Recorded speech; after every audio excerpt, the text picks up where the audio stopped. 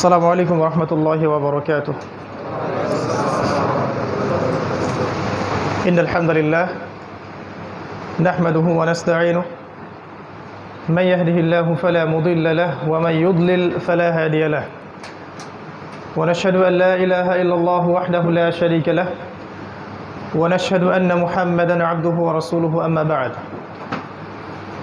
فأعوذ بالله من الشيطان الرجيم بسم الله الرحمن الرحيم.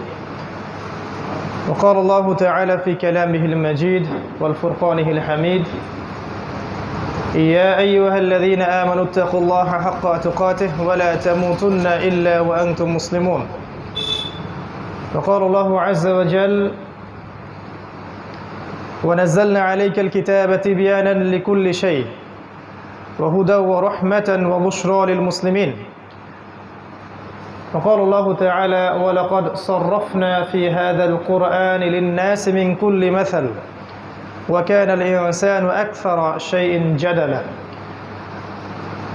قال رسول الله صلى الله عليه وسلم إن الله يرفع بهذا الكتاب أقواما ويضع به الآخرين وهو يقول القرآن حجة لك أو عليك رب اشرح لي صدري ويسر لي أمري واحلل عقدة من لساني يفقه قولي اللهم فقهنا في الدين وعلمنا التأويل آمين يا أرحم الراحمين.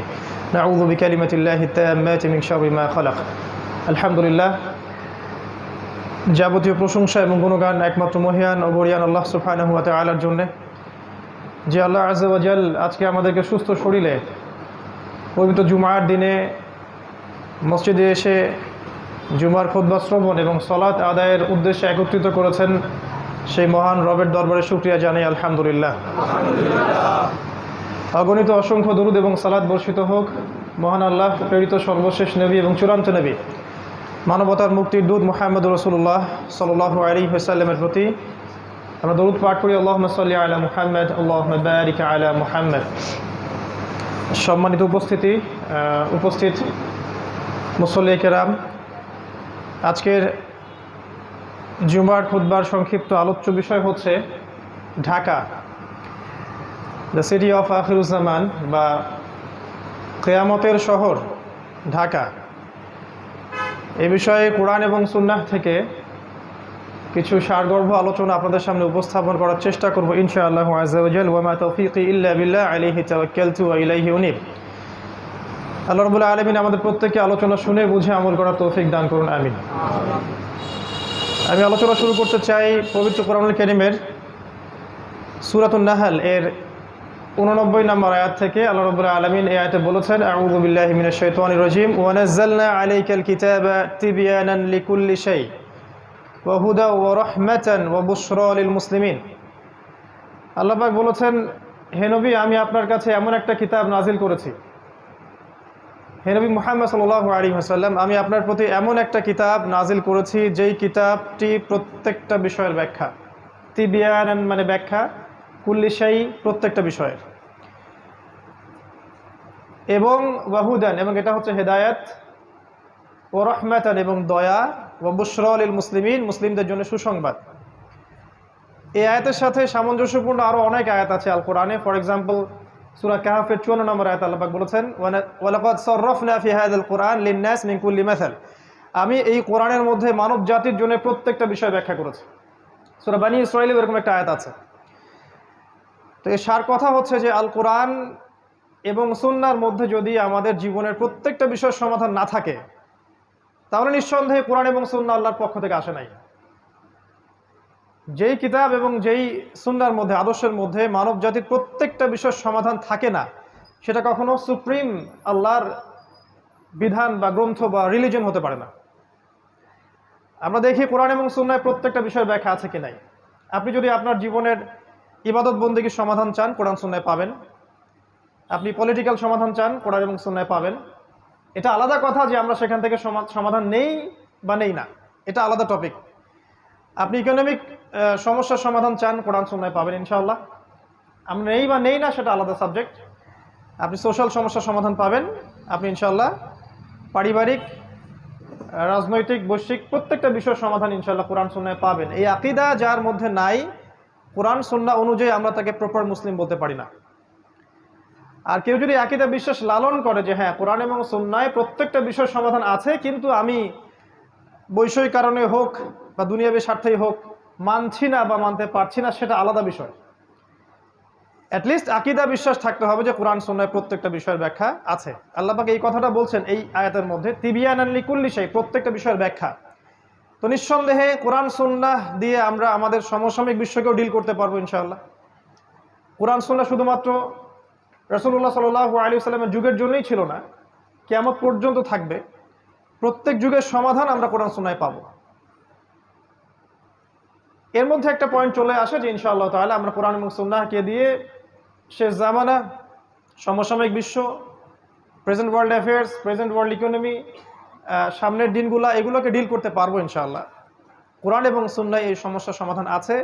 যারা এখান থেকে সমাধান নিতে চান না বা নেওয়া যাবে না এরকম ফতোয়া দিয়ে থাকেন, তাদেরকে নিয়ে আমাদের কোনো মাথা ব্যথা নাই। তা আমরা মনে করি কোরআন এবং সুন্নাহকে দিয়ে বিশ্বকে চ্যালেঞ্জ করার জন্যই আল্লাহ পাক এটাকে নাজিল করেছেন, যেন আমরা হীনমন্যতায় না ভুগি, আমরা পরাজিত জাতি হয়ে বসবাস না করি। যদি আমরা একটু পিছনের দিকে তাকাই, আমরা দেখব যে ইসলামের হিস্ট্রিতে যতগুলো শাস্ত্রের উদ্ভব হয়েছে, ফর এক্সাম্পল মেডিকেল সায়েন্সের কথা বলেন, ফিলোসফির কথা বলেন, ইসলামিক ইকোনমিক্সের কথা বলেন, তারপরে ওয়েস্টার্ন কালচারের সাথে ইসলামিক যে সংস্কৃতি, এটা সমন্বয়ে কিছু মতবাদ বের করেছে, বা সুফিজম, যতগুলো দেখবেন আপনি, এগুলোর মধ্যে পজিটিভ নেগেটিভ বিষয় আছে, কিন্তু প্রত্যেকটা বিষয় কিন্তু সমসাময়িক স্কলাররা কোরআন সুন্নাহ থেকে গবেষণা করেই বের করেছিলেন। খেয়াল করে দেখেন, মেডিকেল সায়েন্সের যত এই যে থটসগুলো আছে, এইগুলা ইকোনমিক সেকশনের থটসগুলো আছে, ইসলামিক পলিটিক্স বা তৎকালীন জিও পলিটিক্স বা এই যে ইসলামিক ব্যাংকিং, ইসলামিক ফাইন্যান্স, প্রত্যেকটা বিষয়ের যে সমাধানগুলো এসেছে, সমসাময়িক ওলামায়ে কেরাম কিন্তু কোরআন সুন্নাহ ঘাটাঘাটি করেই বের করেছিলেন। এবং তারা যে সলিউশনটা দিয়েছিলেন, এর উপরে দাঁড়িয়ে আছে পশ্চিমা সভ্যতা। এখন এরা কিন্তু দাঁড়িয়ে আছে আমাদের বেইজের উপরে, যখন আমরা ওদেরকে শাসন করতাম। তো তৎকালীন ওলামায়ে কেরাম যদি বলতেন না না কোরআন সুন্নাহ দিয়ে ঘাটাঘাটি করার দরকার নাই, এইগুলো দিয়ে আসলে সমসাময়িক বিষয়গুলো ডিল করার দরকার নাই, খালি আমল করব, বাঁচবো, খাবো দাবো, মারা যাব, আমরা সমস্যার সমাধানগুলো কোরআন সুন্নাহ থেকে খুঁজবো না, তাহলে আজকে আমরা এইরকম বড় বড় শাস্ত্রগুলোকে পেতাম না। তো আমরা বিশ্বাস করি কোরআন এবং সুন্নাহ আল্লাহ পাক প্রত্যেকটা বিষয়ের সমাধান দিয়েছেন, এবং সমসাময়িক প্রত্যেকটা সমাধান আমরা যদি একটু অনেস্টলি খুঁজি কোরআন সুন্নাহে পাবো ইনশাআল্লাহ। এই কনসেপ্টটা আমাদেরকে আগে হজম করা উচিত। তারপরের পয়েন্টটা হচ্ছে যে আমরা আখিরুজ্জামান বলতে আসলে কি বুঝি। আখির মানে শেষ, জামান মানে যুগ। আমরা বুঝি এটা শেষ যুগ। কোনটা কত সালে কিয়ামত হবে বা কোন দিন কোন ক্ষণে কিয়ামত হবে, এই বিষয়টা কেউ জানে না। এই বিষয় নিয়ে আমাদের কোনো দ্বিমত নাই, আপত্তি নাই।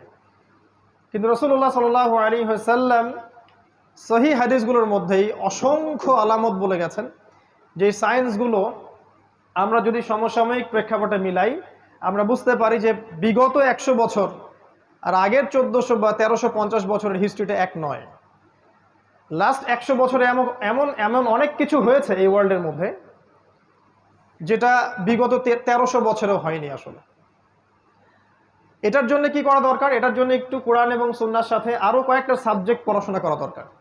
এর সাথে আখিরুজ্জামানের হাদিসগুলোকে যদি আমরা একটু ঘাটাঘাটি করি, যুগের যারা টপ স্কলার, শুধু বাংলাদেশের নয় বাইরের কান্ট্রিরও, তারা কিছু কনক্লুশন দেন যে এই সায়েন্সগুলো আগে কখনো ছিল না, এগুলো ডেঞ্জারাস, মানব জাতির সামনে সময় কম, এবং এটা শেষ যুগের সায়েন্সগুলোর অন্যতম। আমরা বলছি না এত সালে কিয়ামত হবে, এত সালে এটা হবে, এত সালে ওইটা হবে, এই কনসেপ্টটা আমি বিশ্বাসী না। অ্যাটলিস্ট আমরা we are giving a wake up call to this উম্মাহ। আমরা এই উম্মাকে একটা ওয়েক আপ কল দিচ্ছি যে সামনের দিনগুলো আপনার জন্য এইভাবে একটা সিকোয়েন্স অনুযায়ী যেতে পারে। আল্লাহু আ'লাম বিসওয়াব, আল্লাহ পাকই ভালো জানেন, কিন্তু আমাদের ধারণা এমন হতে পারে, আমাদের ধারণা ভুল হতে পারে, সঠিকও হতে পারে। যদি ভুল হয় আমাদের পক্ষ থেকে, সঠিক হলে আল্লাহর পক্ষ থেকে। আর যদি আমাদের ধারণা ভুলও হয়, আমরা শুধরানোর জন্য প্রস্তুত আছি। অ্যাটলিস্ট আমরা একটা ওয়েক আপ কল দিচ্ছি যে এখনকার সময় আর আগামী বিশ্বটা বিগত 1300 বছরের মতো হবে না। কোরআন এবং সুন্নাহর সাথে কোন কোন সাবজেক্টের জ্ঞান থাকলে আপনিও এটা বুঝতে পারবেন, এটা একটু বলি 2 মিনিটে। শুধুমাত্র কোরআন এবং সুন্নাহর লিটারাল জ্ঞান থাকলে হবে না। লিটারাল মানে হচ্ছে আমরা পড়লাম বুঝলাম, কাট পেস্ট যেটাকে আমরা বলি প্রোটেস্ট্যান্ট ভার্সন অফ ইসলাম। কোরআনের অনুবাদ পড়লাম, হাদিসের অনুবাদ পড়লাম, মনে করলাম যে আমি বড় মুফতি হয়ে গেছি, এখন স্টেটমেন্টগুলো দেওয়া শুরু করলাম, কনক্লুশনে গেলাম, এটা ঠিক না। বা এই দুটো সাবজেক্ট থাকলেই যে আপনি এই জামানাকে ডিল করতে পারবেন এমন না ব্যাপারটা। এই যুগে যদি আমরা এসক্যাটোলজিক্যাল জ্ঞান পেতে চাই, শেষ জামানার জ্ঞান পেতে চাই, তাহলে কোরআন এবং সুন্নাহর গভীর জ্ঞানের সাথে সাথে আমাদেরকে তাফসীর সম্পর্কে জানতে হবে, অবশ্যই আমাদেরকে ফিকহ জানতে হবে, আমাদেরকে ইসলামিক হিস্ট্রিটা জানতে হবে, ইসলামিক হিস্ট্রিটা অ্যাটলিস্ট। এবং আমি বারবার বলি ওয়ার্ল্ড হিস্ট্রি, বিশ্বের ইতিহাস, এটা জানা উচিত। এটার জন্য ক্লাসিক্যাল অনেক বই আছে ইউনিভার্সিটিতে, এগুলো পড়াতে কোনো দোষ নাই, এগুলো সেকুলার সিস্টেম নয়, এগুলো আমাদেরই সিস্টেম। এই আখিরুজ্জামানকে বুঝতে হলে ইকোনমিক্স জানতে হবে। ইকোনমিক্স যে জানে না সে শেষ জামানকে বুঝতে পারবে না। ওলামায়ে কেরাম উত্তরই দিতে পারছেন না যে কিভাবে বাজার থেকে গোল্ড কয়েন এবং সিলভার দিরহামকে তুলে দেওয়া হলো, কেন দেওয়া হলো, কারা দিল, তাদের উদ্দেশ্য কী ছিল। আমি বলি একটা কথা অনেকটা ক্ষোভ নিয়েই, যে আগামীতে যদি ইসরায়েল তেজপাতা এটাকে লেমিনেটিং করে মুদ্রা হিসেবে চালু করে, আমরা সবাই বলবো এটা জায়েজ এবং হালাল।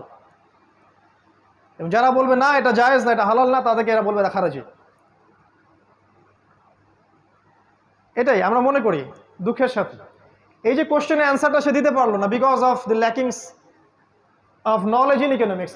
ইকোনমিক্সের যে জ্ঞানের অভাব, এই কারণেই কিন্তু সে এই উত্তরটা দিতে পারলো না। এটা কোন ইকোনমিক্সের কথা বলছি? শুধুমাত্র কি আল্লামা তাকি উসমানীর বইগুলো পড়লেই হয়ে যাবে? ব্যাপারটা এমন নয়। ব্যাপারটা হচ্ছে ওয়ার্ল্ড ইকোনমিক্স সম্পর্কেও জ্ঞান থাকতে হবে। এই জ্ঞানটা কিন্তু সেকুলারদের বেশি আছে আমাদের চাইতে। কিছু বিষয়ে হজম করা উচিত, এই জ্ঞানগুলো ওদের বেশি আছে আমাদের চাইতে। না হলে ওরা রিবাকে দিয়ে, সুদকে দিয়ে আপনাকে ডমিনেট করতে পারতো না। সারা ওয়ার্ল্ডে আপনাকে সুদ খাওয়াচ্ছে। অ্যাজ এ মুসলিম আপনি সুদ খাচ্ছে, আমি সুদ খাচ্ছি, কম বেশি সবাই জড়িত। কিন্তু আমাদের ফাইন্যান্সটা কোথায় গেল? ইকোনমিক সিস্টেমটা কোথায় গেল? আমরা কেন এমন কোনো সিস্টেম লঞ্চ করতে পারলাম না যেটা আমাদেরকে হালালের মধ্যে রাখবে? আর ওরা কিভাবে রিবা দিয়ে সারা ওয়ার্ল্ডকে ডমিনেট করলো? আজকে সকালে আমি একটা হাদিস পড়েছিলাম, যদিও হাদিসটা সনদটা দুর্বল। আলী রাদিয়াল্লাহু আনহু সে হাদিসের বর্ণনাকারী ছিলেন। তিনি বলছিলেন দাজ্জালকে ফলো করবে এমন কিছু মানুষ যারা সুদখোর, যারা রিবা বা সুদকে কেন্দ্র করে তাদের পুরো ইকোনমিক সিস্টেমটা লঞ্চ করেছে। কোন কান্ট্রি সেটা? আমরা যদি একটু ওয়ার্ল্ড ইকোনমিক্স ঘাঁটি, দেখবো সারা ওয়ার্ল্ডে একটা কান্ট্রি আছে, একটা সভ্যতা আছে যারা সুদকে দিয়ে সারা বিশ্ব শাসন করছে। এর মাস্টার মাইন্ড ইসরায়েল, আর সেখানে জিউসরা আছে। যাই হোক, ল্যাকিংস অফ নলেজটা কোথায়? ইকোনমিক সেকশনে ছিল না। এটা শেষ জামানার জ্ঞান অর্জন করতে হলে আপনাকে থাকতে হবে। আরেকটা সাবজেক্টের কথা আমি বলি বারবার, সেটা হলো যে জিও পলিটিক্স। এটা আপনারা আমার চেয়ে হয়তো ভালো বোঝেন, যারা ইউনিভার্সিটিতে পড়েন তারা আরও ভালো বোঝেন। জিও পলিটিক্যাল নলেজ না থাকলে এই ভূ রাজনৈতিক প্রেক্ষাপটটা বুঝতে পারবে না। কেন চায়না রাশিয়া একসাথে, কেন ন্যাটোর সাথে টার্কি, কেন পাকিস্তান নিউক্লিয়ার ওয়েপন্স থাকার পরেও কিছু করতে পারে না ইসরায়েল এগেনস্টে, এগুলো আপনি অ্যান্সার পাবেন না যদি জিও পলিটিক্যাল নলেজ আপনার না থাকে। আমাদের দেশের পররাষ্ট্রনীতিগুলোর মধ্যে আমরা অনেকে চাই যে খুব এগ্রেসিভ হোক, কেন আমরা পারি না?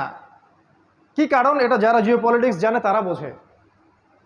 আর যারা আবেগে চলে তারা মনে করে যে এখনই জিহাদ লঞ্চ করতে হবে, বোগাস জিহাদ। আবার অনেক প্রশ্নের উত্তর, কিভাবে ইসরায়েল রাইজ করলো, কেন ব্রিটেন সারা ওয়ার্ল্ডকে শাসন করেছিল, তারপরে কিভাবে তারা আমেরিকাকে নিয়ে আসলো, রিপ্লেস করলো, অনেক প্রশ্নের উত্তর পাবেন না আপনি যদি আপনি জিও পলিটিক্স না জানেন, এর সাথে কোরআন সুন্নাহ না জানেন। ওরা কি করেছে সেকুলাররা? ওরা শুধু জিও পলিটিক্সকে নিয়েছে, কোরআন সুন্নাহকে নেয় নাই। আর আমরা বলছি কোরআন সুন্নাহর বেসিসেই আপনাকে জিও পলিটিক্স পড়তে হবে। দেন সূরা মাইদা পড়েন, আল্লাহ পাক বলেছেন পররাষ্ট্রনীতি কেমন হতে হবে। লা তাত্তাখিযুল ইয়াহুদা ওয়ান নাসারা আউলিয়া, আল্লাহ পাকের স্টেটমেন্ট। আমরা কিন্তু এখানে হেদায়েত নেই নাই। লা তাজিদান্না আশাদ্দান নাস আদাওয়াতাল লিল্লাযিনা আমানু আল ইয়াহুদ ওয়াল্লাযিনা আশরাকু, মুমিনদের জন্য সবচেয়ে বড় শত্রু দুইটা দল, আল ইয়াহুদ আল্লাযিনা আশরাকু, যারা শিরক করে। এগুলো কি সাহাবায়ে কেরাম মেনে চলেন নাই? ওই সময় আমাদের মাথা ছিল উঁচু, আমরা এখন মেনে চলি না, আমাদের মাথা আজকে নিচু। জিও পলিটিক্স জানতে হবে। এর সাথে আমি বলি একটা সাবজেক্ট, সেটা হচ্ছে যে ইন্টারন্যাশনাল মনিটারি সিস্টেম সম্পর্কে জ্ঞান রাখতে হবে, যেটাকে আমরা বলি ওয়ার্ল্ড ব্যাংক এবং IMF। আরও কিছু সাবজেক্ট আছে, মূল এই সাবজেক্টগুলো যদি আপনি না জানেন কোরআন সুন্নাহর সাথে, তাহলে আখিরুজ্জামান আপনি চিনতে পারবেন না। এটা সম্ভব না। শুধুমাত্র কোরআন এবং সুন্নাহর লিটারাল অর্থগুলো পড়ে আপনি কখনো বুঝতে পারবেন না আসলেই ওয়ার্ল্ডে কি হচ্ছে। এই জন্য যখন আপনি কোনো স্টেটমেন্ট দিবেন মানুষ বলবে এটা পাগল হয়ে গেছে। তা আমরা বলছি যে নিউক্লিয়ার ওয়ার সামনে আসছে, আমরা বলছি দাজ্জাল জেরুজালেম থেকে বিশ্ব শাসন করবে, পাল্টা পোস্ট দিয়ে রাখলো স্কুল বয় টাইপের কিছু মানুষ, দাজ্জাল খোরাসান থেকে বের হবে। ভাবখানা এমন যে হাদিসগুলো আমরা কখনো পড়িই নাই। আমরা যদি একটা কোশ্চেনই করি তাহলে রাসূলুল্লাহ সাল্লাল্লাহু আলাইহি ওয়াসাল্লাম মদিনা ইবনে সাইয়্যদকে দাজ্জাল কেন মনে করতেছেন? Answer me. রাসূলুল্লাহ সাল্লাল্লাহু আলাইহি ওয়াসাল্লাম মদিনায় ইবনে সাইয়্যদকে কেন দাজ্জাল মনে করছেন? হে ওমর, ও যদি দাজ্জাল হয়ে থাকে তুমি ওকে হত্যা করতে পারবে না, আর ও যদি দাজ্জাল না হয়ে থাকে নিরাপরাধ ব্যক্তিকে হত্যার মধ্যে কোনো ফল নেই। ইবনে সাইয়্যদ বলছে আল্লাহর কসম আমি জানি দাজ্জাল কে, তার পিতার নাম কি, বা ইত্যাদি ইত্যাদি। হাদিসগুলো পড়ে দেখেন, বুখারী মুসলিম। তাহলে রাসূলুল্লাহ সাল্লাল্লাহু আলাইহি ওয়াসাল্লাম যে কে ভালো জানে যে কোথা থেকে দাজ্জাল বের হবে, তিনি কেন খোরাসানের কথা না বলে সেখানে গিয়ে মদিনা ইবনে সাইয়্যদকে ইনভেস্টিগেট করছেন? একটা বিষয় কি, এই সাবজেক্টটা নিয়ে আমাদের দেশে কোনো ফ্যাকাল্টি নাই, কোনো আলাদা কোনো কনস্ট্রাকটিভ কোনো বই নাই, কোনো মাদ্রাসায় এই সাবজেক্টটাকে নিয়ে গভীর পড়াশোনা করানো হয় না, কোনো সেকুলার ইউনিভার্সিটিতেও করানো হয় না। তাহলে একটা সাবজেক্ট সম্পর্কে আমরা কিভাবে জানবো যদি সেই সাবজেক্টের আমাদের কোনো ফ্যাকাল্টি না থাকে? যেমন ধরুন ফিকের অনেক ফ্যাকাল্টি আছে না বাংলাদেশে, ফিকের অনেক আলাদা ডিপার্টমেন্ট আছে না, শরিয়া গ্র্যাজুয়েশন কোর্স, বসেন দরকার নাই, বসেন, শরিয়া গ্র্যাজুয়েশন কোর্স ইত্যাদি ইত্যাদি।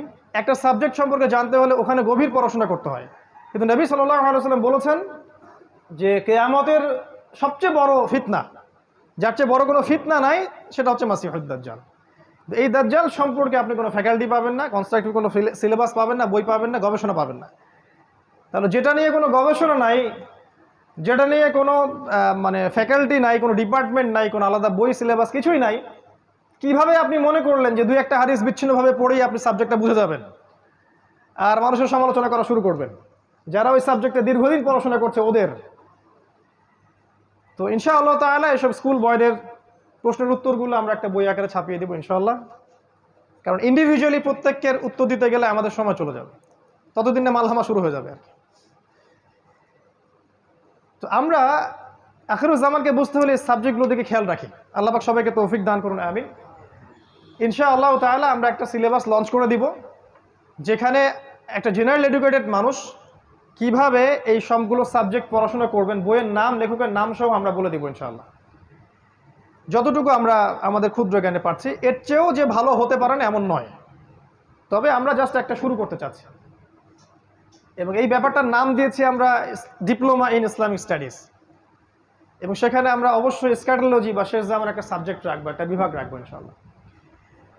Dhaka, the city of Akhiruzzaman. আমি ঢাকাকে অন্যভাবে দেখি, যারা ঢাকায় থাকেন তারা হয়তো এভাবে দেখেন না। এটাই স্বাভাবিক যে বাহির থেকে দেখার ব্যাপারটা একরকম, আর আপনি যে ওখানে বসে আছেন তখন আপনার দৃষ্টিতে এগুলো ধরা না পড়াটাই অনেকটা স্বাভাবিক। আর মেজর কয়েকটা পয়েন্টস বলবো আমি, কারণ সবগুলো বলার সময় আমরা খুতবায় পাবো না। কোরআন এবং সহিহ সুন্নাহ থেকে আমরা আখিরুজ্জামানের যতগুলো সাইন পাচ্ছি, এগুলোর মধ্যে কিছু কিছু সাইন আছে এমন যেগুলোর সাথে ঢাকার ব্যাপারটা 100% মিলে যায়, এবং এটা সময়ের ব্যাপার মাত্র যে কবে আল্লাহ পাকের গজব এখানে চলে আসে।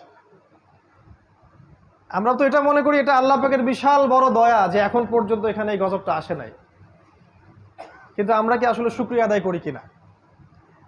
আমার দৃষ্টিতে ধরা পড়ে যে ঢাকা, যদি আমরা এখন অন্য জায়গায় বসে আছি, বাট এই লেকচারটা ঢাকাবাসীর জন্য স্পেশালি, এবং ঢাকার মতো যতগুলো শহর আছে এই সারা বিশ্বে, বস্তুবাদী শহর, মেটেরিয়ালিস্টিক, যেখানে সময় খুব দ্রুত পাস করে, মানুষের জীবনযাত্রার লাইফ লেন খুব ফাস্ট লাইন অফ লাইফ, মানুষ পাশবিক জীবনযাপন করে, যেখানে বিশ্বাসের কোনো মূল্য নাই, যেখানে প্রতারণার ছড়াছড়ি, যেখানে আবেগ অনুভূতিগুলো ঠুনকো হয়ে গেছে, পারিবারিক বন্ধনগুলো ভেঙে যায়, হৃদ্যতা ভালোবাসাগুলো নাই, সবার মধ্যে একটা যেন অবিশ্বাস যে এই না জানি এ আমাকে ঠকিয়ে দেয় কিনা, একটা আনস্যাটিসফাইড জেনারেশন এবং আনস্যাটিসফাইড সিভিলাইজেশন, অসন্তুষ্ট।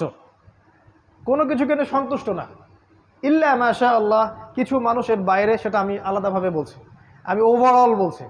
দেখুন, এক নাম্বার আমার সেন্সে ধরা পড়ে যে ঢাকা এই শহরটা মানুষকে বস্তুবাদী বানিয়েছে, বা এই শহরের মানুষগুলো শহরটাকে বস্তুবাদী বানিয়েছে।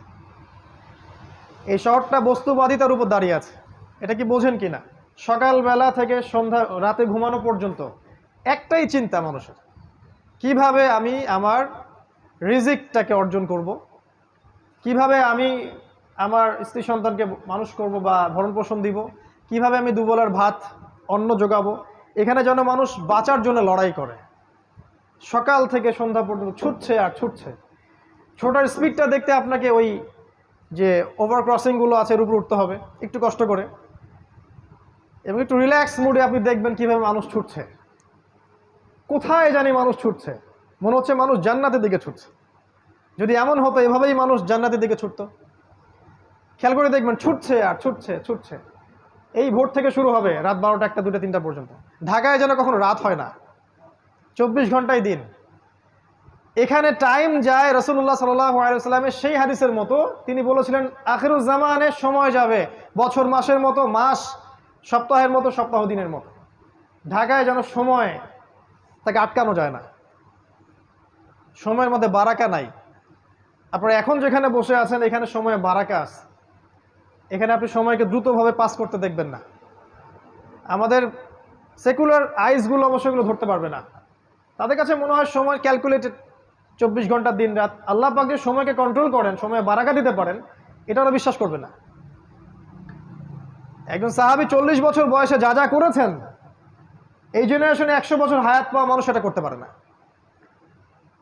রাসূল সাল্লাল্লাহু আলাইহি ওয়াসাল্লাম নিজে একদিনে যতগুলো কাজ করতেন, আমরা মনে হয় 1 বছর এতগুলো কাজ করতে পারি না। সময় আল্লাহ কন্ট্রোল করেন, এখানে বারাকা দেন। ঢাকায় ফার্স্ট লেন অফ লাইফ, খুব দ্রুত মানুষ ছোটে, যেন মানুষ ছুটতেছে জান্নাতের দিকে। আসলে তারা কোন দিকে ছুটছে? তারা ছুটছে মূলত বস্তুবাদী ভোগবিলাসের দিকে। আল্লাহ পাক যেগুলো বলেছেন, যুয়িনা লিন-নাস হুব্বুশ শাহাওয়াতি মিনান নিসা, এই যে 6টা বিষয় বা 5টা বিষয় আল্লাহ পাক বলেছেন, এগুলোর পিছনে মানুষ ছোটে। খাওয়া, পড়া, ভরণ পোষণ, আরেকটু প্রোগ্রেস, আরেকটু স্ট্যাটাসকে বাড়ানো যায় কিভাবে, আমার আছে 1 কোটি টাকা, কেমন করে এটা 2 কোটি হবে, আমার 5তলা বিল্ডিং আছে, কেমন করে এটা 10তলা হয়। এই বস্তুবাদিতার দিকে ঢাকা ছুটছে। আপনি জানেন কি না এটা কিয়ামতের একটা আলামত, এটা আখিরুজ্জামানে কিয়ামতের বড় একটা সাইন, যে মানুষ দুনিয়ার পিছনে ছুটবে, দিন থেকে মানুষ সরে যাবে। এবং আল্লাহ পাক গজব হিসেবে এই মুসলিম জাতির উপরে এই দুনিয়ার চাকচিক্যটাকে উন্মুক্ত করে দিবেন। হাদিসে এভাবে এসেছে, এই দুনিয়ার চাকচিক্য তোমাদের জন্য উন্মুক্ত করা হবে, ঠিক যেমন পূর্ববর্তীদের জন্য করা হয়েছিল। আর এই দুনিয়া তোমাদেরকে ধ্বংস করবে, ঠিক যেমন করে পূর্ববর্তীদেরকেও দুনিয়া ধ্বংস করেছে। এটা হচ্ছে ফিউচার এই বস্তুবাদী ঢাকার। 2 নাম্বার হচ্ছে, দেখুন এখানে যতগুলো সিস্টেম আছে, এই সিস্টেমগুলো দাঁড়িয়ে আছে অন দ্য বেসিস অফ শিরক অ্যান্ড কুফর। শুধুমাত্র এই শহরটার কথা আমি বলছি না, এরকম যত শহর আছে সারা ওয়ার্ল্ডে তাদের কথা বলছি। দাঁড়িয়ে আছে education system on the basis of শিরক, আপনার political system on the basis of কুফর অ্যান্ড শিরক, আপনার ইকোনমিক সিস্টেম দাঁড়িয়ে আছে শিরকের উপরে। কেউ ডিবেট করতে চাইলে আমি রাজি আছি, কিন্তু প্রমাণ করতে পারবো যে এগুলো শিরকের উপর দাঁড়িয়ে আছে। এখানে জ্ঞানের সংজ্ঞা শেখানো হয়েছে, যে পরীক্ষা নিরীক্ষা পর্যবেক্ষণের মাধ্যমে যেটা লাভ করবেন সেটা জ্ঞান। আর আল্লাহ পাক বলছেন আল্লাহর পক্ষ থেকে যা নাজিল হয় সেটাই চূড়ান্ত জ্ঞান। কুফর এবং শিরক এখানে শেখানো হয়েছে। জ্ঞান অর্জনের কি উদ্দেশ্য? একটা জব, একটা চাকরি। এই জন্য বড় বড় চাকচিক্যময় ইউনিভার্সিটি গড়ে উঠেছে এখানে শহরের মধ্যে। এবং এই ইউনিভার্সিটিসগুলো আমাদেরকে কি শিখাচ্ছে আসলে দিন শেষে?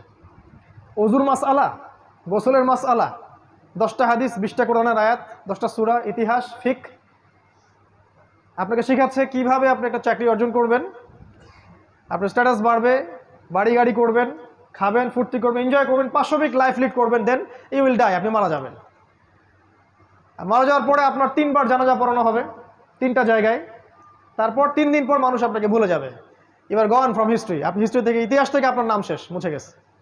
ঢাকা আপনাকে এটা শেখাচ্ছে, এবং এর মতো যত সভ্যতা আছে এগুলা।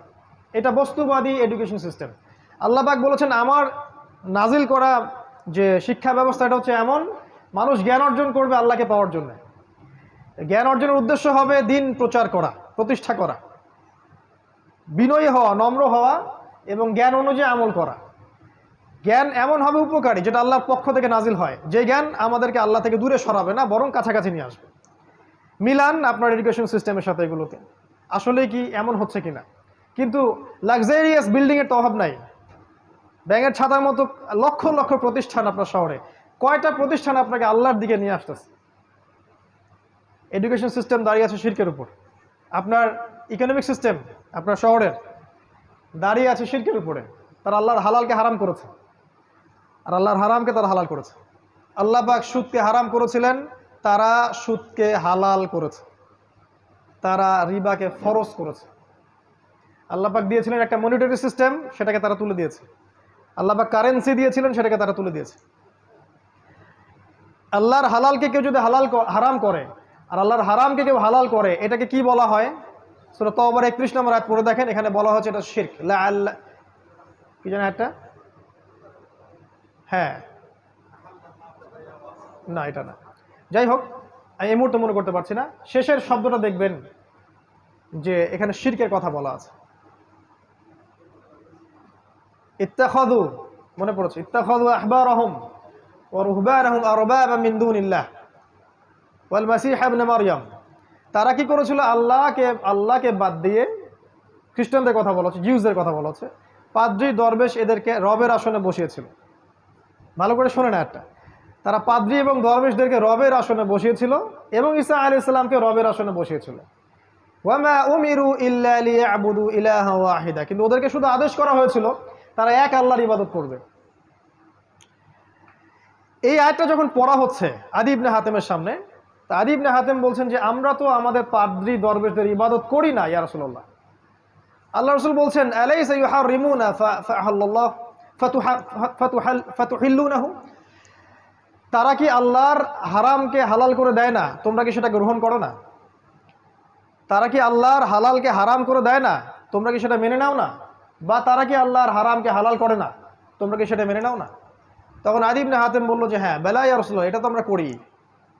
আমরা হয়তো সরাসরি ওদের ইবাদত করি না, ওদেরকে সেজদা করি না, ওদের সামনে নজর মানত করি না, কিন্তু ওরা আল্লাহর হালালকে হারাম করলে আমরা মেনে নিচ্ছি, আর ওরা আল্লাহর হালালকে যদি হারাম করে ফেলে আমরা মেনে নিচ্ছি।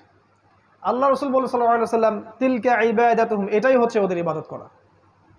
এখন আপনি আসেন আপনার সিস্টেমের দিকে। আল্লাহ পাক সুদকে হারাম করেছেন, আমরা কি করেছি? হালাল করেছি। আল্লাহ পাক মাদককে হারাম করেছেন, আমরা হালাল করে নিয়েছি। নিজেকে প্রশ্ন করেন, আমরা কিন্তু মন থেকে হালাল করে নিয়েছি। আল্লাহ পাক জিনাকে হারাম করেছেন, আমরা উন্মুক্ত করছি। আল্লাহ পাক খিলাফাকে হালাল করেছেন, আমরা হারাম করেছি। আল্লাহ পাক অনেক কিছুকে হালাল করেছেন যেগুলোকে আমরা হারাম করে নিয়েছি, বা আবার আল্লাহ পাক অনেকে হারামও করেছেন যেগুলোকে আমরা হালাল করে নিয়েছি। এই সিস্টেমটা যদি চলতে থাকে, এটাকে আল্লাহ পাক বলেছেন শিরক। ওয়া মা উমিরু ইল্লা লিয়াবুদু ইলাহা ওয়াহিদা লা ইলাহা ইল্লা হু সুবহানাহু ওয়া তাআলা আম্মা ইউশরিকুন। এই কথাটা বলতে যাচ্ছিলাম, আম্মা ইউশরিকুন, তারা যে শিরক করছে আল্লাহর সাথে, এখান থেকে আল্লাহ পাক পবিত্র। তার মানে এই কাজটাকে আল্লাহ পাক শিরক বলেছে। তো আপনার শহরের এডুকেশন সিস্টেম, আপনার ব্যাংকিং সিস্টেম, আপনার ফাইন্যান্স, আপনার ইকোনমিক সিস্টেম, এগুলো দাঁড়িয়ে আছে শিরকের উপরে এবং কুফরের উপরে।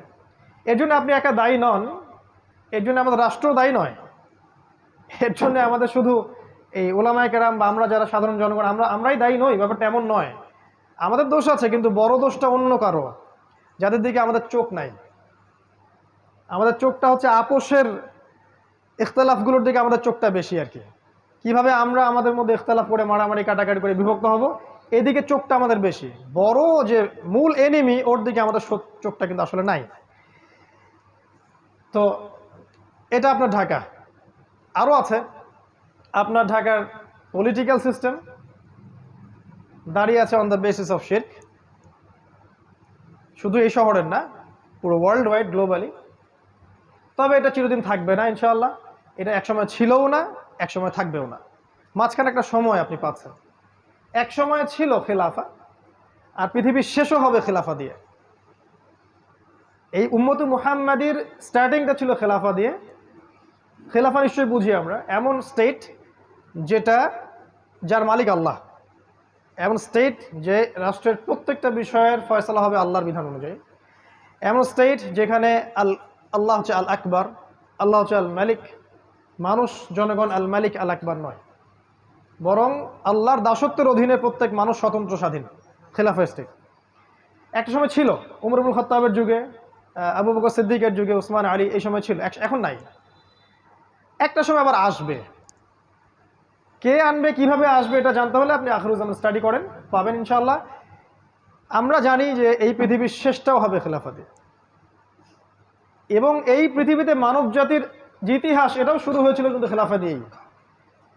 ওয়াইজ কুলনা লিল মালাইকা ওয়াইজ ক্বালা রাব্বুকা লিল মালাইকা ইন্নী জাইলুন ফিল আরদি খলিফা। ওই যে খলিফা আদম আলাইহিস সালাম, তারপরে আপনার দাউদ আলাইহিস সালাম, সুলাইমান আলাইহিস সালাম, মুহাম্মদ সাল্লাল্লাহু আলাইহি ওয়াসাল্লাম, তারপরে সাহাবায়ে কেরাম, আবারও শেষটা হবে ঈসা ইবনে মারইয়ামের হাতে।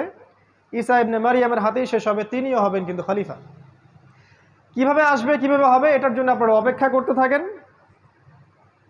সময়, টাইম উইল এক্সপ্লেইন এভরিথিং।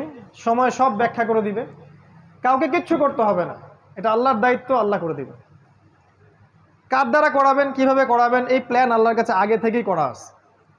আল্লাহ পাকে লাউহে মাহফুজে আগে থেকেই লেখা আছে যে দাজ্জালকে খুঁজতে যাওয়া সেই 10 জন ঘোড়সাওয়ারের বাবার নাম কি, তাদের নাম কি, তার বাবার নাম কি, সব কিছু রিটেন করা আছে। এত উদ্বিগ্ন হওয়ার কিচ্ছু নাই যে এখন আমাদের অবস্থা কেন এরকম, কিছুই হচ্ছে না, এত উদ্বিগ্ন হওয়ার কিচ্ছু নাই। এটা শেষ হবে খেলাফা দিয়ে। এখন যে অবস্থাটা আপনি আছেন, এটা শিরকের উপর দাঁড়িয়ে আছে। যারা দাঁড়িয়ে রেখেছে, দাঁড় করিয়ে রেখেছে, তাদের প্রতি নসিহত করা ছাড়া আমাদের কোনো আসলে কাজ নাই এই মুহূর্তে, কারণ আমরা দুর্বল। আর এটা আমাদের জন্য শোভাও পায় না যে আমরা তাদের পক্ষে বিরুদ্ধে এমন কিছু করব যেটা আমাদের শক্তি নাই।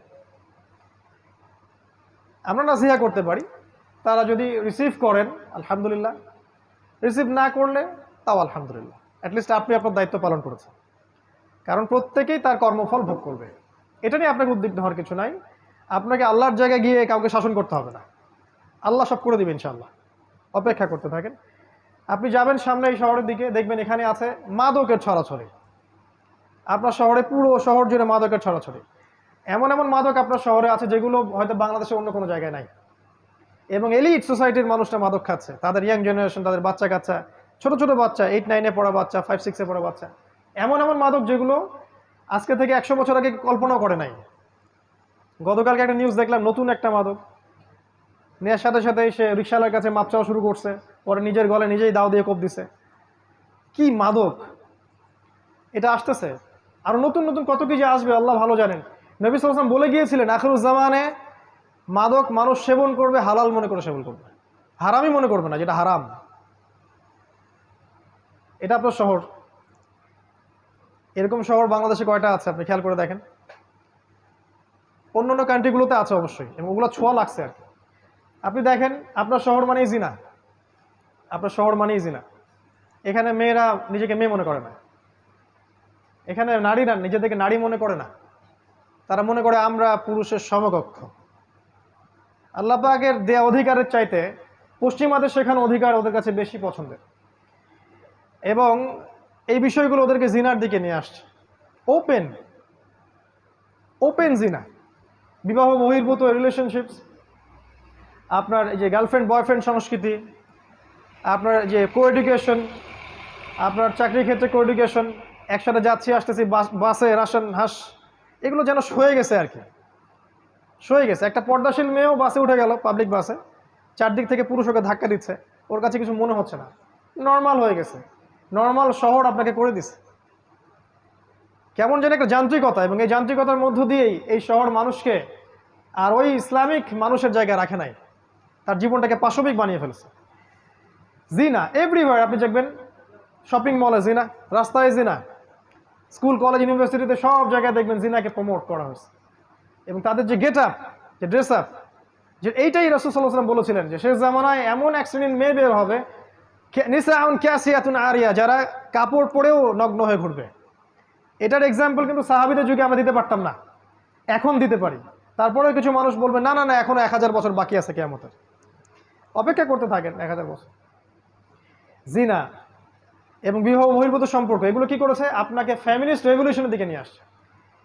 এখানে সম অধিকারের নামে আপনি দেখবেন মেয়েদেরকে পণ্য বানানো হয়েছে বিউটি কন্টেস্টের মাধ্যমে। এই যে মিউজিক, এই যে বিউটি কন্টেস্ট, এই যে মিডিয়া, এই যে গ্ল্যামারাস ব্যাপার স্যাপার, এগুলোতে নারীকে আর নারীর জায়গায় রাখা হয় নাই, তার সব কিছু উন্মুক্ত করা হয়েছে।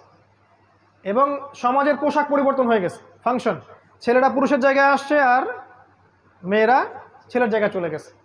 একটা মেয়ে সকালবেলা উঠতেছে, এই জ্যাম ফেস করে সে অফিসে যাচ্ছে, সব কিছু কাজ গোছায়, সে আবার 8-10টায় ব্যাক করছে। এই মেয়েকে আবার রান্না করতে হচ্ছে এই শহরে। এখানে বিবাহের সম্পর্কগুলো কোথায়? স্ত্রীকে সাথে নিয়ে রাস্তায় হাঁটা বা চাঁদ দেখা বা একটু খোলা বাতাসে ঘোরা, এগুলো তো এখানে কল্পনা করা যায় না। তার কোলে মাথা রেখে কোরআন তেলাওয়াত করা, এটাই শহরে সম্ভব হয় না, ইল্লা মাশাআল্লাহ।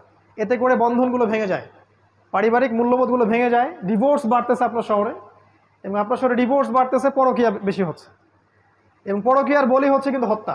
পরকীয়া মানে কিন্তু হত্যা। পরকীয়ার পর একটা খুন ছাড়া কোনো সলিউশন থাকে না। ওই যে দেখলাম 6 টুকরা লাশ, আল্লাহ ভালো জানেন সত্য না মিথ্যা, আমরা দেখেছি। এরকম ঘটনা একটা দুটো না, অনেকগুলো হয়। এবং যদি সত্যিকার অর্থেই আপনি পরিসংখ্যান দাঁড় করান, আপনি দেখবেন এটাও একটা হাদিসের সাথে মিলে যায়। শেষ জামানায় হত্যাকাণ্ড বাড়তে থাকবে, এবং যাকে হত্যা করা হবে সে জানবে না কেন আমাকে হত্যা করা হচ্ছে, আর যে মারবে সেও জানবে না কেন আমি হত্যা করলাম। এটা আপনার শহর। এখানে আপনি দেখবেন পরিবারগুলো ভেঙে যাচ্ছে, সন্তান তার মাকে কাছে পাচ্ছে না, বাবাকে কাছে পাচ্ছে না। এই সন্তান যখন বড় হবে সে খুব লোনলি ফিল করবে। মনে রাখবেন, শৈশবে একটা বাচ্চা যেভাবে বড় হয়ে ওঠে, যৌবনকালে তার মাথাটা ওরকম হয়।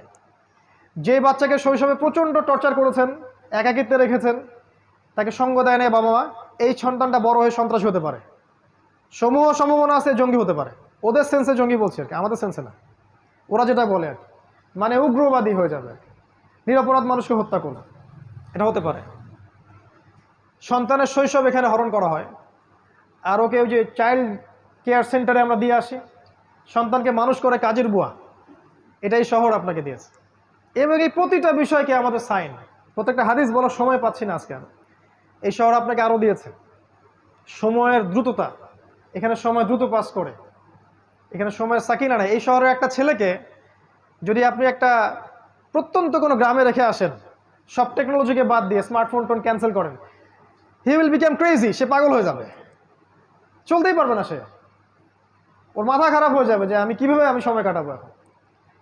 এখানকার যুব সমাজ বা এখানকার ছেলেরা, ছোট ছোট বাচ্চা যারা আছে, কিশোর এবং যুবকেরা, এরা ওদের মতো ওই প্রত্যন্ত জায়গায় ফুটবল খেলতে পারে না, চড়ের মধ্যে হাঁটতে পারে না, ওখানে বালুর সাথে বাতাসের সাথে মাটির সাথে ভিজতে পারে না, এরা বৃষ্টিতে ভেজে না, এরা হাইজেনিক ফুড খায় না, ম্যানুফ্যাকচার্ড করাপ্টেড ফুড খায়। এদেরকে খেয়াল করে দেখবেন, এরা ফিজিক্যাল স্ট্রাকচারে ওদের মতো শক্ত না। একটা গ্রামের ছেলে অনেক বেশি শক্ত, একটা গ্রামের মেয়ে অনেক বেশি শক্তিশালী। এখানকার একটা মেয়ে নর্মাল ডেলিভারি দিতে পারবে না, একটা গ্রামের মেয়ে 10টা বাচ্চা দিতে পারবে নর্মাল, কিছুই লাগে না। নবীজি বলেছিলেন শেষ জামানায় মেয়েদেরকে ধরা হবে, পেট কেটে ফেলা হবে। এখন বলবে এই হাদিসের ব্যাখ্যা করতে যাবেন না, কিছু আমাদের ভাই আছে Protestant version of Islam follow করে, না না এটার ব্যাখ্যা করার দরকার নাই। যে ব্যাখ্যার অধিকার আপনি আমার থেকে হরণ করেন কেন? ব্যাখ্যা একটা করছি, সত্য হলে হবে, না হলে হবে না, ব্লেম তো আমার ঘরে আসবে কিয়ামতের দিন, আপনাকে টেনশন করার দরকার কি? আমরা বলছি এটা সিজার, শেষ জামানায় মেয়েদেরকে ধরা হবে, পেট কেটে ফেলা হবে এবং পেটের ভিতর যা আছে বের করে ফেলা হবে। আরো বলেছেন নবীজি শেষ জামানায় গর্ভপাত বাড়তে থাকবে। আপনার এই যে জিনা, আপনার পর্নোগ্রাফি, আপনার শহর মানে পর্নোগ্রাফি, এখানে যত ফ্যাক্ট, এই যে ইন্ডাস্ট্রিগুলো গড়ে উঠেছে গ্ল্যামারাস, এগুলোর ভিতরে আছে পর্নোগ্রাফি, আমার সেটা আপনারা ভালো জানেন।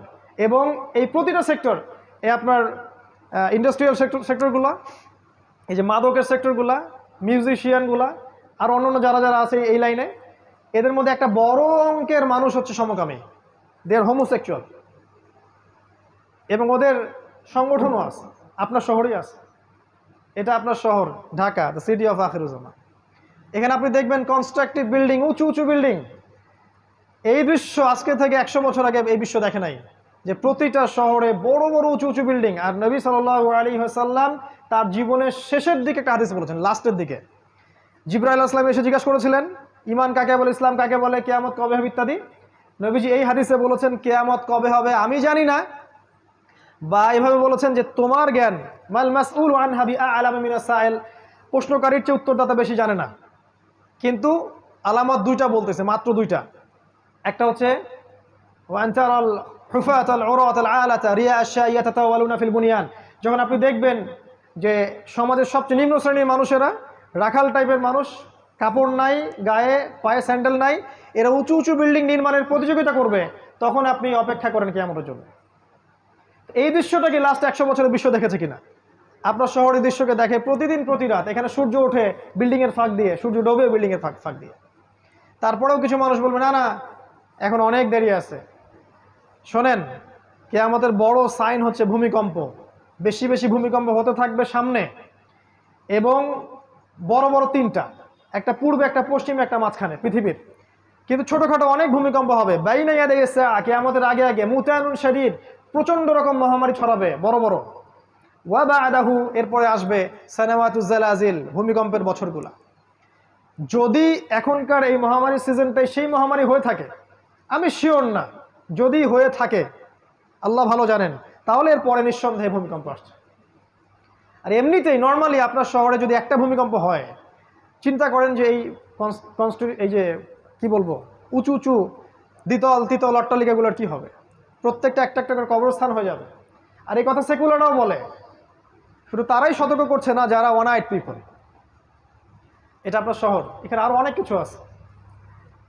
এখানে আপনি পাবেন প্রতারণা, আমানত এখানে উঠে গেছে। নবী সাল্লাল্লাহু আলাইহি ওয়াসাল্লাম বলেছিলেন কিয়ামতের আগে কি হবে? আমানত উঠে যাবে। খায়েনকে বলা হবে আমানতদার, আর আমানতদারকে বলা হবে খায়েন। এখানে সব সত্যবাদী ব্যক্তিকে মিথ্যাবাদী বলা হয়, আর এখানে সব মিথ্যাবাদীকে সত্যবাদী বলা হয়। আর এই কাজটা কে করে? এই কাজটা মিডিয়া করে। এখানে প্রত্যেকটা মিডিয়ার মধ্য দিয়ে ছড়ানো হয় নগ্নতা, অশ্লীলতা, কোনো কোনো ক্ষেত্রে মিথ্যা সংবাদ, যেটা মানুষকে ব্রেইন ওয়াশ করে। এবং অলরেডি এই পুরো এই সিভিলাইজেশন যেটা আছে ওয়ার্ল্ড ওয়াইড, এটা ব্রেইন ওয়াশড। আজকে থেকে 70 বছর আগে ইসরায়েল প্ল্যান করেছিল সারা বিশ্বের মানুষকে ব্রেইন ওয়াশ করে দিব, তারা যেন সত্য মিথ্যার মানদণ্ড খুঁজে না পায়। 70 ইয়ার্স হয়ে গেছে আজকে থেকে, দে আর সাকসিড। আপনার শহরে দেখবেন প্রতারণা, জালিয়াতি, বাটপাড়ি, চুরি, ছিনতাই, রাহাজানি, প্রত্যেকটা ইন্ডিভিজুয়ালস, এগুলো কিয়ামতের আলামত। আমি বলছি না যে এই আলামতগুলো আগে কখনো ছিল না, তো এখন যেভাবে এসেছে এইভাবে কখনো ছিল না। এছাড়াও আরো বড় বড় কিছু আছে। আপনার শহরে আছে জায়নিস্ট মুভমেন্ট। আপনার শহর জায়নিস্ট মুভমেন্টের বেস। আপনার শহর থেকে প্রত্যেক গ্রামে জেলায় যে রুট লেভেল পর্যন্ত ইসলাম বিরোধী সব মতবাদগুলোকে প্রচার করা হয়। For example Shiaism, for example Qadianism, for example missionaries, root level পর্যন্ত সেন্টার আপনার শহর। শপিং মলস, যেগুলো আপনার মন থেকে নূর তুলে দিবে। 10 দিন এতেকাফ করেন রমাদান মাসে, এতেকাফ করে একটা শপিং মলে যান, ওই চায়না টাউনে চলে যান, আপনার নূর চলে যাবে। আর যদি এই মলসগুলোতে যাওয়া আসা করতে করতে আপনার কাছে মনে হয় এটা স্বাভাবিক, তাহলে নূর আর আপনার ভিতরে নাই। বুঝতে পারবেন নূর কি? ওই 10টা দিন এতেকাফ করেন, আল্লাহর সাথে থাকেন, 10 দিন পর চলে আসেন শহরের ভিতরে, দেখেন শহরটাকে আপনার ভালো মনে হবে না, ভালো লাগবে না। এছাড়াও এখানে আছে আপনার অ্যান্টিসেমিটিজম, মানে ধর্মীয় বিদ্বেষ ছড়ানোর ব্যাপার স্যাপার। এটা কিছু মানুষ পরিকল্পিতভাবে করে, কিন্তু আমরা কিন্তু সব ধর্মের মানুষ একসাথে থাকতেই চাই, সম্প্রীতির সাথে, হৃদ্যতার সাথে, ভালোবাসার সাথে। কিছু মানুষ ভিতর থেকে একটা কাজ করে অ্যান্টিসেমিটিজম, তারা চায় যে এর মধ্যে বিভক্তি সৃষ্টি হোক এবং মানুষ আপোষে লড়াই করে নিজেরা ধ্বংস হয়ে যাক। এছাড়া এখানে আছে উম্মার বিভক্তি। দেখবেন আপনি আপনার এখানে উম্মাকে ঐক্যবদ্ধ পাবেন না।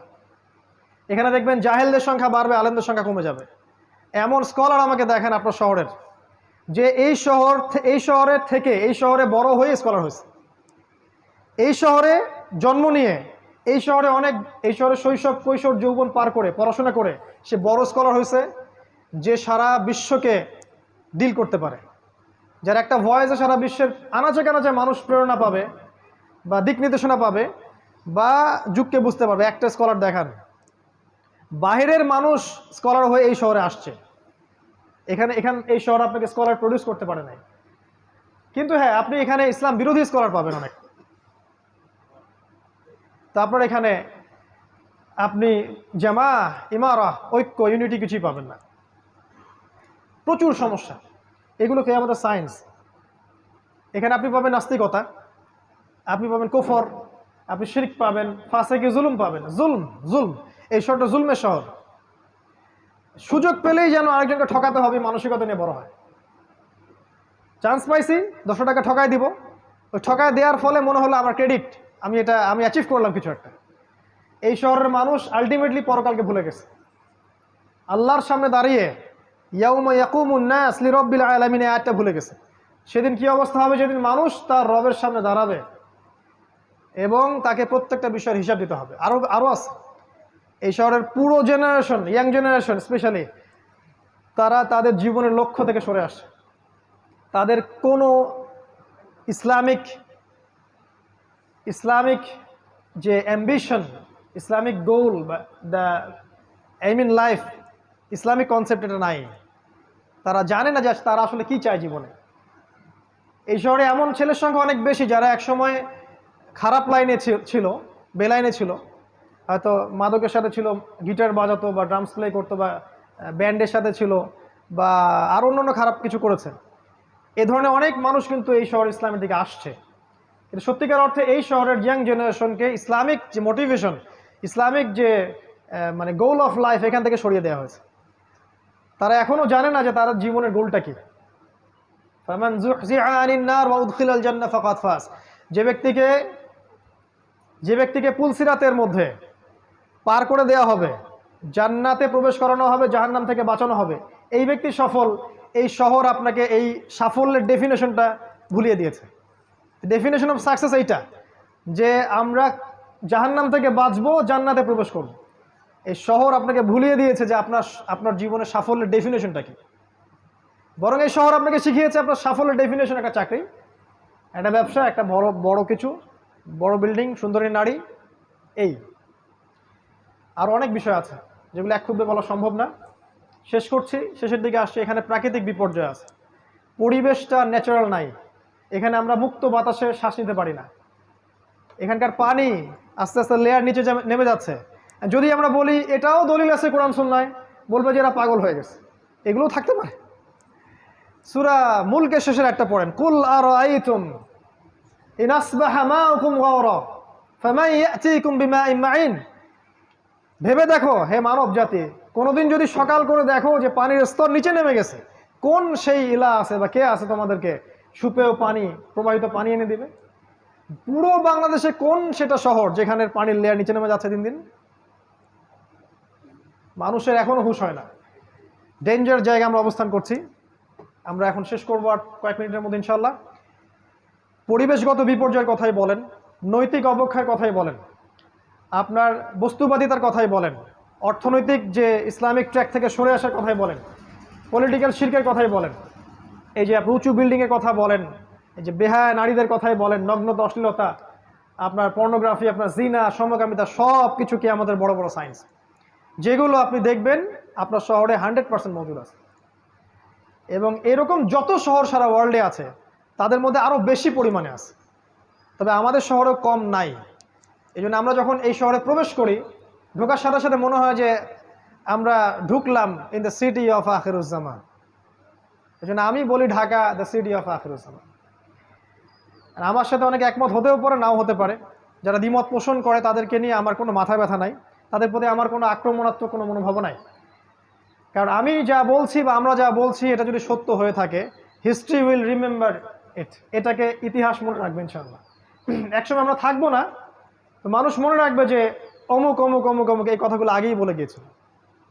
আর যদি আল্লাহ না করুক এগুলো ভুল হয়, তাহলে ইতিহাস আমাদেরকে ভুলে যাবে, যেমন করে ইতিহাস অনেক মানুষকে ভুলে গেছে। আর যাদের কাছে এই নলেজগুলো আছে কিন্তু তারা সেগুলো জনগণকে বলছেন না, বা নিজের ব্যক্তি স্বার্থের কথা চিন্তা করছেন, বা কুফার, ফাসেক, জালেম, মুশরিক, মুনাফিকদের সাথে আতাত করছেন, আপোষ করছেন, ওদের পক্ষ নিয়ে কাজ করছেন, বা রিয়েল কথা বলছে, তাহলে আমরা বলবো ইতিহাস আপনাদেরকেও মনে রাখবে, বাট এই উম্মতের গাদ্দার হিসেবে মনে রাখবে ইনশাআল্লাহ। কি করবেন ঢাকাবাসী? সলিউশন আমি কয়েকটা বলতে পারি পয়েন্ট আকারে। আমার দৃষ্টিকোণ থেকে মনে হয় ফার্স্ট অফ অল আপনারা আপনাদের জীবনের উদ্দেশ্যটা ফিক্স করেন যে কী জন্য আপনারা পৃথিবীতে আসছি। আমিও কিন্তু ঢাকাবাসী। এখন আল্লাহ পাক আমাকে এখানেই জুড়াই দিয়েছেন তাকদীর। কিন্তু ব্যাপারটা হচ্ছে এই যে আপনাদের একজন হয়েই বলছে যে প্রথমে জীবনের উদ্দেশ্য ফিক্স করা উচিত, যে আমরা কী জন্য পৃথিবীতে বসবাস করছি, উদ্দেশ্যটা কি আমাদের পৃথিবীতে বসবাস করা। এই পাশবিক লাইফ লিড করা, খাবো দাবো, লাক্সারিয়াস জামা কাপড় পরবো, ঘুরে বেড়াবো, ফ্যান্টাসি, এক সময় আমরা মারা যাব। এরপরে কি আসলে এর পরের জীবনটাকে নিয়ে পরকালের বান্দা হয়ে বাঁচার চেষ্টা করি, আর দুনিয়াটাকে প্রয়োজন মনে করি। দুনিয়া আমার হাজত, যতটুকু লাগে সন্তুষ্ট থাকি। 10,000 টাকায় সংসার চললে 20,000 টাকা দিকে না যাই, একতলা বাড়িতে হয়ে গেলে 2তলা বাড়ি করার ওদিকে না যাই, বরং ওই সময়টা আমরা আল্লাহর দিকে ব্যয় করি। এক কথায় জীবনের উদ্দেশ্য ফিক্স করি, ফামান যুহজিহা আনিন নার ওয়া উদখিলাল জান্নাহ ফাকাদ ফাজ। এই একটা মনে রাখবেন, যাকে জাহান্নাম থেকে বাঁচানো হবে এবং জান্নাতে প্রবেশ করানো হবে সেই একমাত্র সফল, আর কেউ সফল না। ওই যে ট্রাম্প, নেতানিয়াহু, এই হাবিজাবি, বাইডেন, এই যে যা যা আছে আমাদের, পুতিন টুতিন, ফেরাউন, নমরুদ, কেউ সফল না যদি না তারা পরকালে জান্নাতে যেতে পারে। কেউ সফল না। এরা যদি পরকালে জাহান্নামে যায় ওইটাই আলটিমেট ওদের ধ্বংস। আর যে ব্যক্তি, আপনি আমি অমুক, আব্দুর রহিম, আব্দুল্লাহ, আব্দুর রহমান যে আছে, সে যদি পৃথিবীতে ওই শশা বিক্রি করে খায়, একটা ভ্যান চালায়, একটা রিক্সা চালায়, যাই চালায়, পরকালে যদি সে জান্নাতে যায়, এই ব্যক্তি সফল। সাফল্যের সংজ্ঞা আমাদেরকে আগে বুঝতে হবে। এটা ঢাকাবাসীর প্রতি প্রথম নসিহা। 2 নম্বর হচ্ছে যে বস্তুবাদিতা ছাড়তে হবে। বস্তুবাদিতা মানে দুনিয়াতে আসক্তি, ডুবে থাকা। আলহাকুমুত তাকাসুর হাত্তা যুরতুমুল মাকাবির, এই কনসেপ্ট থেকে বের হতে হবে। আল্লাহ পাক কিন্তু বলেছেন কাল্লা সাউফা তা'লামুন, ধমক একটা, অবশ্যই জানবে। সুম্মা কাল্লা সাউফা তা'লামুন, আবারও বলছি অবশ্যই জানতে পারবে। কাল্লা লাউ তা'লামুন ইলমাল ইয়াকিন, একবারে বিশ্বাস নিশ্চিত জ্ঞানের সাথে জানবে কবরে গেলে কোনটা আসলে কি ছিল। লা তারাউন্নাল জাহিম, প্রত্যেক চোখ অবশ্যই জাহান্নাম দেখবে, তোমরা অবশ্যই জাহান্নামকে দেখবে। এবং সুম্মা লা তুসআলুন্না ইয়াওমাইযিন আনিন নাঈম, প্রত্যেক নিয়ামত সম্পর্কে আল্লাহ পাক আমাদেরকে জিজ্ঞাসা করবেন। এই নসিহত আমার প্রতি, আপনাদের প্রতিও, যে আমরা বস্তুবাদী না হই, দুনিয়ার বান্দা হয়ে না বাঁচি, পরকালের বান্দা হয়ে বাঁচি। আল্লাহ পাক দুনিয়াকে আপনার পায়ে এনে দিবেন ইনশাআল্লাহ। শুধু একটাবার মনে নিয়াত করেন যে আমি আল্লাহর জন্য বাঁচবো, আল্লাহর জন্য মরবো, আল্লাহর জন্য আমার সালাত, আমার কোরবানি, আমার সব কিছু, দুনিয়ার যা যা প্রয়োজন আপনার, আল্লাহ আপনার পায়ের সামনে এনে হাজির করে দিবেন ইনশাআল্লাহ। দেখবেন এক জায়গায় গেছেন, আপনার জামা নাই, দেখবেন কেউ একজন জামা হাদিয়া দিয়ে গেছে, দেখবেন খেয়াল করে, যাচ্ছেন টাকা পয়সা নাই, কেউ হাতে টাকা দিয়ে চলে যাবে। শত শত এরকম মানে ঘটছে আমার জীবনেই, বলে শেষ করতে পারবো না। বললে আবার কিছু আমাদের উগ্রপন্থী ভাই আছেন, অতিরিক্ত মাত্রায় সহি, তারা বলবে আমি আবার সুফিজমে চলে আসছি। ভয় পাই আমি খুব তাদেরকে নিয়ে আর কি। তারা অলওয়েজ আমার কথাগুলোকে মার্ক করে, বা আমাদের কথাগুলোকে, একটা যদি স্লিপ অফ টাং বের হয়েছে এইটা নিয়েই কথা হবে আসে। মানে কে যেন ওদেরকে দায়িত্ব দিছে যে এটাই তাদের দায়িত্ব। ভাই, এই সময়টা আল্লাহর ওয়াস্তে দিনের পথে ব্যয় করেন। আপনি আপনার জায়গা থেকে কিছু উম্মার জন্য কিছু করেন, অনেক ভালো হয়। বা আমরা যদি ভুল করে থাকি, স্বাভাবিক, একটা মানুষ তো ভুল করতেই পারে, আপনি ভুলটাকে কনস্ট্রাকটিভলি ধরায় দেন, আসেন ডিসকাস করেন যে কোনটা ঠিক কোনটা বেঠিক। এমন তো হতেই পারে যে আপনার বুঝের চেয়ে এই বুঝটা বেটার। এমন আপনি যে স্কলার শায়েখ পূজা করছেন, তারা তো আমার মাযহাব মানে না, কিন্তু শায়েখ পূজা ঠিকই করে। তো শায়েখ যে পূজা করছেন, সেই শায়েখের চাইতে অন্য একটা শায়েখের কথা তো বেশি বেটার হতেও পারে। কেমন করে ধরে নিলেন যে এই ব্যাখ্যাটাই চূড়ান্ত?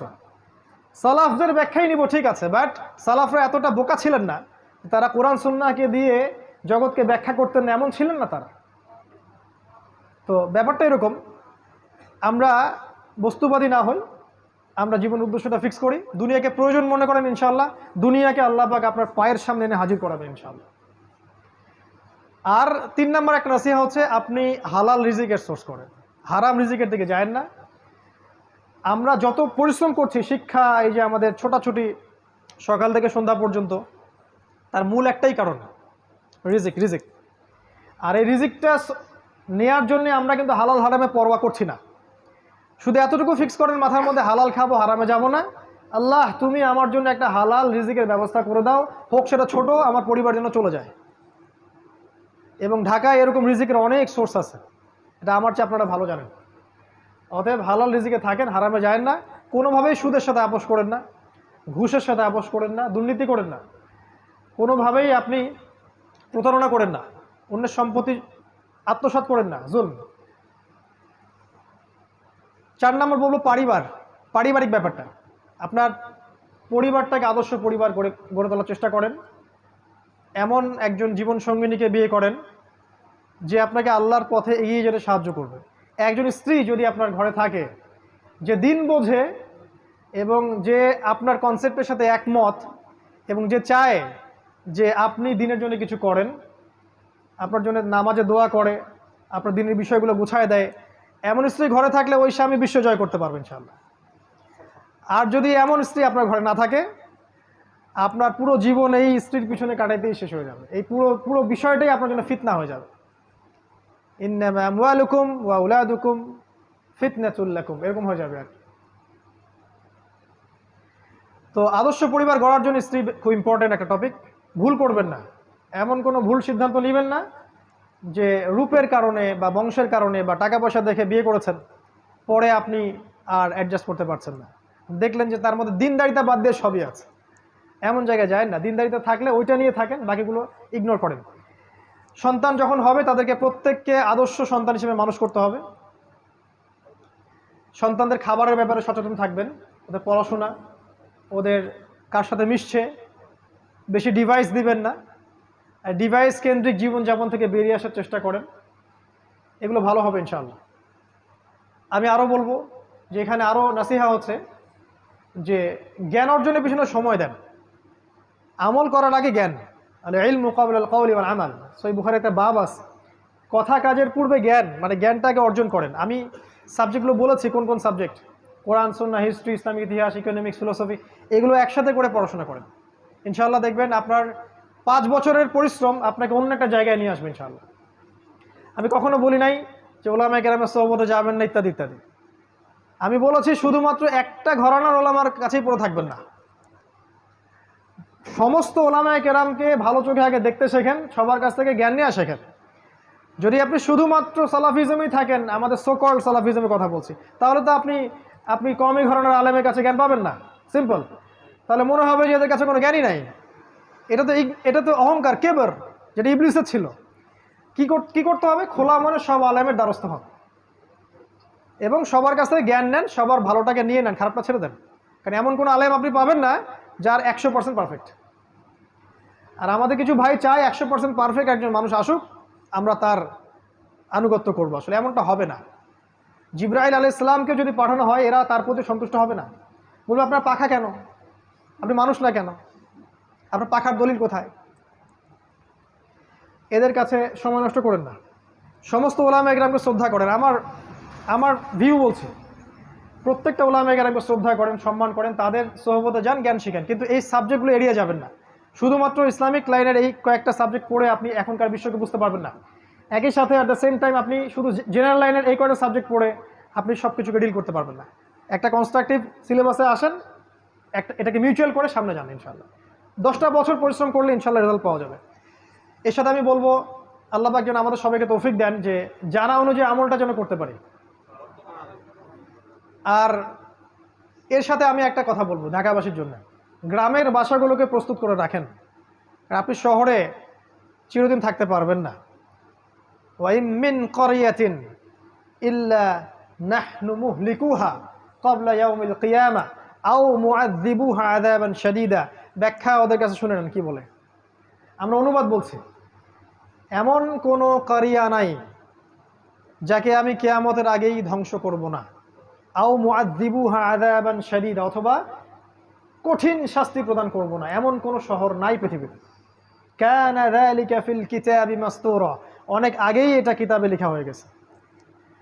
ভূমিকম্পের মাধ্যমে হোক বা আপনার মহামারীর মাধ্যমে হোক বা আরও বড় কোনো গজবের মাধ্যমে হোক, ঢাকা উইল কলাপস। কোনো শহর কনস্ট্যান্ট থাকবে না। হিজরত, আপনার গ্রামের বাড়ি, আপনার এই যে সেখানকার কৃষিভিত্তিক অর্থনীতি, ভালো অর্গানিক ফুড, এগুলো তো অভ্যস্ত হন, ওখানে যাওয়া আসা শুরু করেন। ঢাকা আপনাকে ছাড়তে হতে পারে সামনে, ওয়ার্ন করছি আমরা। এবং এরকম বড় বড় শহরগুলো, আর সবচেয়ে বড় কথা হচ্ছে যে এই শহরটা উৎপাদন কেন্দ্রিক নয়, আমদানি রপ্তানি কেন্দ্রিক। একটা মালহামা সবকিছুকে ব্লক করে দিবে, এখানে যারা থাকবে তারা আফসোস করবে যদি আমরা এখান থেকে আগে লিভ করতে পারতাম। এটা প্রস্তুতি রাখেন। সর্বোপরি আল্লাহ পাক আমাদেরকে যতটুকু নিয়ামত দিয়েছেন, আমাদের জ্ঞান, আমাদের টাকা পয়সা, আমাদের স্ত্রী সন্তান, আমাদের এই যে জামা ইমারা, এগুলোকে দিয়ে দিনের খেদমত করার চেষ্টা করেন যতটুকু পারেন ইনশাআল্লাহ। সমসাময়িক বিষয়গুলো পড়েন, আগামীর জন্য প্রস্তুত থাকেন এবং আপোষে ইখতলাফ না করে, যারা ইখতলাফ করে ওদেরকে ভুলে যান। আপোষে যারা ইখতলাফ করে না, ওয়ানুম্মা ওয়ান জামা কনসেপ্টে বিশ্বাস করে, এই মানুষগুলোকে নিয়ে শান্তিপূর্ণভাবে মাক্কি জীবনে রাসূল সাল্লাল্লাহু আলাইহি ওয়াসাল্লাম যেভাবে এগিয়ে গিয়েছিলেন, আপনার এই শহরটা হচ্ছে কোনো বেটার জায়গা নয়, এইভাবে এগিয়ে গিয়ে আপনি একটা জামা বা একটা কমিউনিটি গড়ে তোলার চেষ্টা করেন। এটার খুব অভাব সারা দেশে। এটা যদি করতে পারি ইনশাআল্লাহ তাআলা, আল্লাহ পাক আমাদের মধ্যে একটা রুহামা দিবেন, একটা জামা দিবেন, একটা সুন্দর মৈত্রী ভালোবাসা থাকবে এবং এই শহরের যে জাহিলিয়াতগুলো আছে এগুলোকে স্কিপ করা আমার জন্য সহজ হবে, কারণ একা একা আপনি কিছুই করতে পারবেন। আল্লাহ পাক আমাদের সবাইকে আলোচনাটা শুনে বুঝে আমল করার তৌফিক এনায়েত করুন, আমিন। আজকের সময় আসলে সংক্ষিপ্ততার কারণে অনেক বিষয় স্কিপ করে গেলাম। ইনশাআল্লাহ তাআলা আগামীতে আমরা এটা নিয়ে বিস্তারিত আলোচনা করব ইনশাআল্লাহ। আকুলু কওলি হাযা আস্তাগফিরুল্লাহ ওয়া লাকুম ওয়া লিসাইরিল মুসলিমিন। বারাকাল্লাহু লানা ওয়া লাকুম বিল আয়াতিল হাকীম ইন্নাহু তাআলা জাওয়াদুন কারীমুন রাউফুর রহিম। আসসালামু আলাইকুম।